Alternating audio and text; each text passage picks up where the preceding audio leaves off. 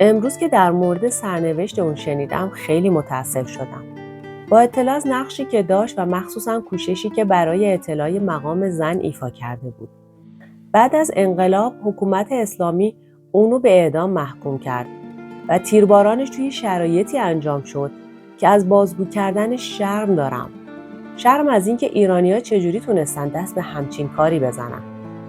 میخوام در مورد خانومی حرف بزنم که برای تحول فکری زنای ایران خیلی زحمت کشید و بدون شک این خانم فرخرو پارسا وزیر آموزش و پرورش ایران بود.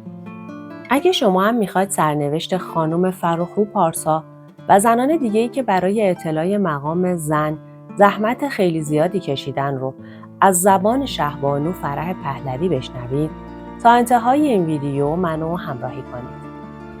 همیشه مقام زن توی جامعه و مخصوصاً توی خانواده مورد توجه من بوده. خیلی از زنها سالها برای به دست آوردن حقوق خودشون مبارزه کردن.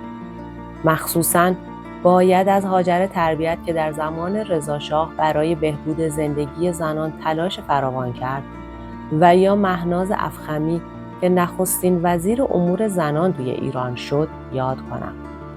ایران یکی از معدود کشورهای مسلمانی بود که توی قوانین خودش برابری زن و مرد رو به وجود آورده بود. اما میشه حد زد که چه فاصله‌ای بین ایجاد قوانین تا اجرای اونها وجود داشت. البته زنها حق انتخاب کردن و انتخاب شدن رو به دست آورده بودن و همچنین حق آموزش، ورود به دانشگاه‌ها و انتخاب شغل رو.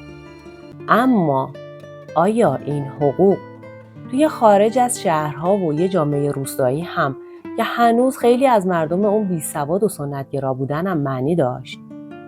واسه خیلی از دهقانا و کشاورزا مسلماً این قوانین مفهومی نداشت. توی بیشتر روستاها هنوز هم آخوند تنها کسی بود که به حرفش گوش می‌دادن. تلاش‌های دولت و جمعیت‌های مختلف دفاع از حقوق زنها که هدف‌های زیادی رو دنبال می‌کردن همیشه به مشکل برمی‌خوردن. دختران می‌خواستن به مدرسه برن و همچنین زنها در انتظار اصلاحات بودن. اما مردها قدمی توی این راه بر نمی‌داشتن و توی چنین مواردی زنها عادت کرده بودن که واسه یه حل مشکلاتشون پیش من بیان و به من مراجعه کنن. پادشاه هم با انتخاب من به عنوان نایب السلطنه و همچنین با گذاشتن تاج روی سرم به روشنی راه رو برای زنان که باید در پیش می‌گرفتن بهشون نشون داده بود و آنچه که مسلم بود این بود که اونا ترجیح میدادن به جای اینکه شکایتشون رو نزد پادشاه ببرن و یا به مامورای دولت مراجعه کنن، دردهاشون رو با یه زن در میون بذارن. خیلی از زنها به وسیله نامه یا حضوری از اینکه همسرشون به خاطر زن جوانتری اونا رو رها کرده بودن شکایت داشتن. اما راه چاره چی بود؟ از نظر قانونی میتونستن تقاضای طلاق کنن چون داشتن چند همسری ممنوع اعلام شده بود. اما مسئله به این سادگی ها نبود. برای اینکه تحت فشار روحانیون و قانونگذارا شکل محدودی از چند همسری مجاز بود. مثلا اگه زن اول عقیم بود یا بیماری غیرقابل علاج داشت، شوهر میتونست با موافقت زن اول همسر جدیدی بگیره. علیرغم اجازه قانونی، زن و مرد نمیتونستن از قانون طلاق یکسان استفاده کنن. یه زمان طولانی طلاق فقط حق مسلم مرد بود که میتونست زن رو بدون رضایت و حتی بدون اطلاع اون طلاق بده. اما از این به بعد زن هم مثل مرد میتونست تقاضای طلاق کنه و طبق قانون توی دادگاه‌های خانواده حضور داشته باشه.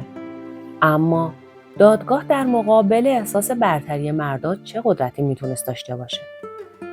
گذشته از همه اینها قوانین هنوز اصلاح نشده بود. مثلا زنها برای خروج از کشور باید از شوهر خودشون اجازه کتبی میگرفتن و میشه تصور کرد که این کار تا چه اندازه برای یه زن که استاد دانشگاه، وکیل دادگستری و یا مهندس است توهین‌آمیزه. من در این باره با همسرم و وزیرای مسئول بارها و بارها صحبت کردم. ولی این مطلب یکی از مواردی بود که روحانیت با اون اختلاف داشت. چون اونا میخواستن از این راه به صورت قانونی وابستگی زن رو به مرد حفظ کنن. ما به فکر پیشرفت قوانین و اصلاح اونا بودیم و من به شرایط زندگی زنها توجه خاصی داشتم. اما مجبور بودیم طرز تفکر همه مردم رو هم در نظر بگیریم و آداب و رسوم و عادتهای مورد قبول جامعه رو با خشونت نمیخواستیم دگرگون کنیم. من سعی کردم برای هر موقعیتی راه حل خوبی پیدا کنم. زنها هم توی این راه خیلی کوشا بودن. والا حضرت اشرف که در ایجاد اتحاد بین جمعیت‌های دفاع از حقوق زن نقش مهمی داشت و برای اعتلاء مقام زن هم کوشش فراوانی کرد. سپاه دانش که ابتدا از مشمولین متقاضیان نظام وظیفه تشکیل می‌شد، بعدها هم زنها رو پذیرفت و تعداد اونها تقریباً مساوی شد با مردها. موضوع مشارکت زنها توی سپاه دانش موقع ناهار خوردن با دخترای دانشجوی دانشگاه پهلوی شیراز به من پیشنهاد شد. دخترها میگفتن چرا ما نباید توی مبارزه با بیسوادی شرکت کنیم و همچنین والدین نمیخواستن دخترانشون رو به مدرسه هایی بفرستن که معلمشون مرده.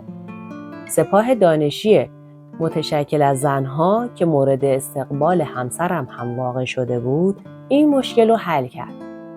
وقتی که میخواستیم برنامه تنظیم خانواده رو واسه مردم توجیه کنیم، وجود این دخترهای جوان خیلی مفید بود. دولت در این مورد با روحانیون هم مشورت کرده بود و اونها از ابتدا به شدت مخالف این قضیه بودن. اما بعدها موافقت خودشون رو اعلام کردن. بعد از انقلاب اسلامی اجرای برنامه تنظیم خانواده به بهانه اینکه قصد پادشاه از برقراری این طرح این بوده که تعداد مسلمان‌ها کاهش پیدا کنه متوقف شد. اما بعد از یه مدتی در برابر افزایش بی‌رویه تعداد جمعیت برنامه دوباره از سر گرفته شد. اما همچنان بعد از موافقت روحانیون دشواری‌های اصلی سر جاش بود. مثلا باید به روسایی‌ها می‌قبولوندیم که برنامه تنظیم خانواده برای زندگی بهتر اونها و همه ملت ایرانه.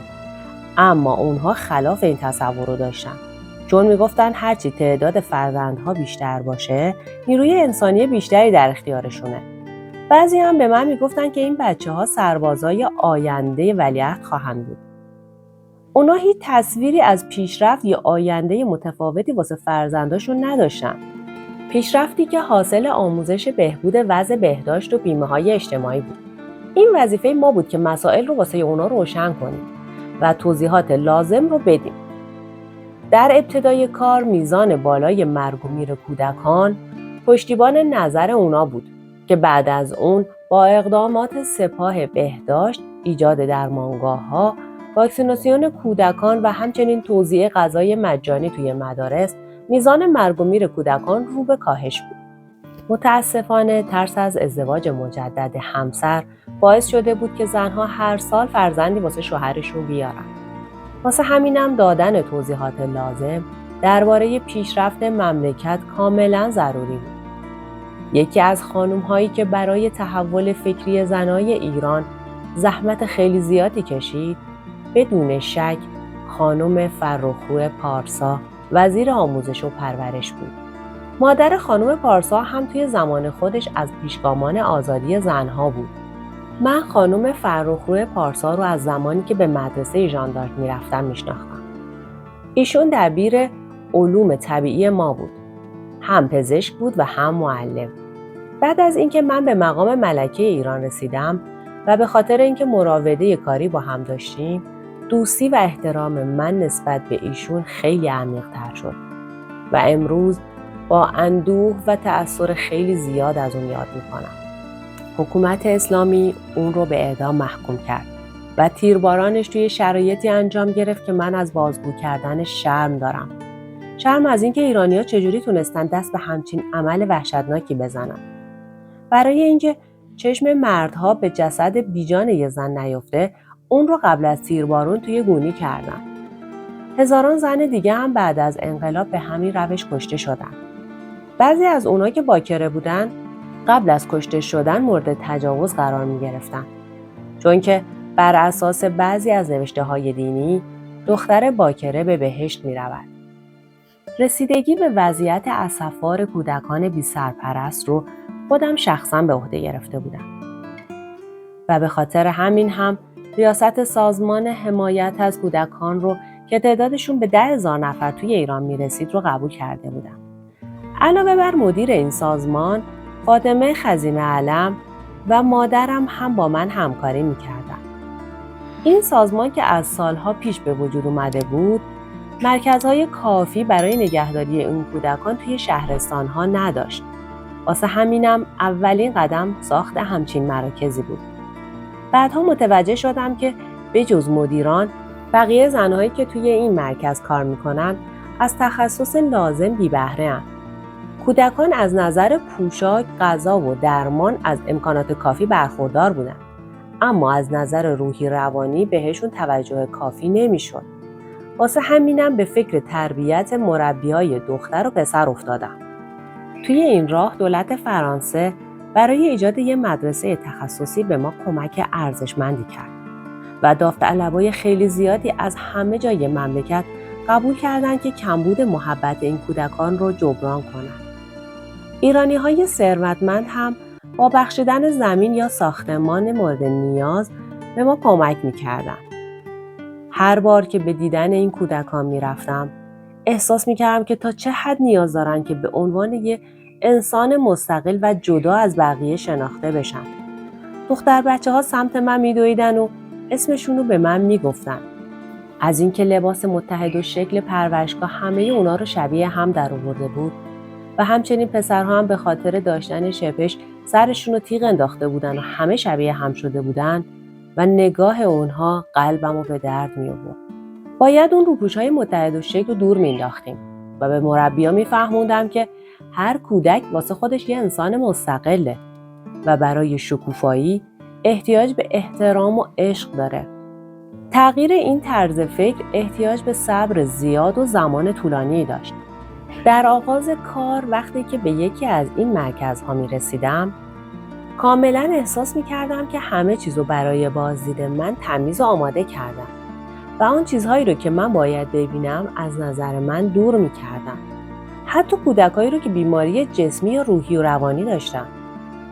این کار اونها تا اندازه قابل قبول و قابل درک بود. اما بعضی وقتا باعث می شد که من به اونها بگم اگه از راه دوری واسه دیدن شماها اومدم، واسه این نیست که شما موقعیت‌های دردآور و گرفتاریاتون رو از من پنهون کنید. من واسه کمک اومدم. میخوام همه چیز رو ببینم. گذشته از همه اینها کار شما در مقابل بچه‌ها نتیجه اخلاقی بدی داره. چون اونا متوجه میشن که شما دارید حقایق رو از من پنهان میکنید و دروغ میگید. بعد از چند سال تونستیم قانونایی رو به وجود بیاریم که محل مناسبی واسه رشد کودکان باشه. توی این پرورشگاه‌ها کودکان مثل بقیه دانش آموزا درس میخوندن و دیگه از لباس متحد و شکل خبری نبود. در مرحله بعدی اردوهایی رو ایجاد کردیم که اونها واسه تعطیلاتشون به اون مکانها برن و با مناطق دیگه کشور آشنا بشن و همچنین به فعالیت‌های فرهنگی و ورزشی بپردازن. مرکز مخصوصی هم برای کودکانی که از بعد به تولد رها شده بودن توی تهران و بعضی از شهرستان‌ها داشتیم. خانم‌های عضو سازمان در صورت تمایل تقبل می‌کردن که به یکی یا دو تا از این نوزادها از نظر عاطفی رسیدگی کنن. مادر منم بچه‌های خودشو داشت و همونجوری که از من مراقبت کرده بود از اونها هم مواظبت می‌کرد. و هر وقت فرصتی برای فرزندپذیری از سمت یه زوج ایرانی یا خارجی پیش می‌اومد، در این باره تصمیم می‌گرفتیم. اطلاعات لازم رو اول در مورد اون زوج جمع می‌کردیم و اگه نتایج مثبت بود درخواست فرزندخواندگی پذیرفته می‌شد. بعد از انقلاب و زمانی که ما توی تبعید بودیم، مردم و زنای زیادی از کشورهای اروپایی به دیدن ما می‌اومدن که همشون دکتر و مهندس شده بودن. اینا همون بچه‌هایی بودن که خانواده‌هایی از خارج از کشور سرپرستی اونها رو به عهده گرفته بودن. اونا زندگی خیلی خوبی داشتن، اما آرزو داشتن که یا ایران رو از نزدیک ببینن یا اینکه برن خانواده واقعیشون رو پیدا کنن.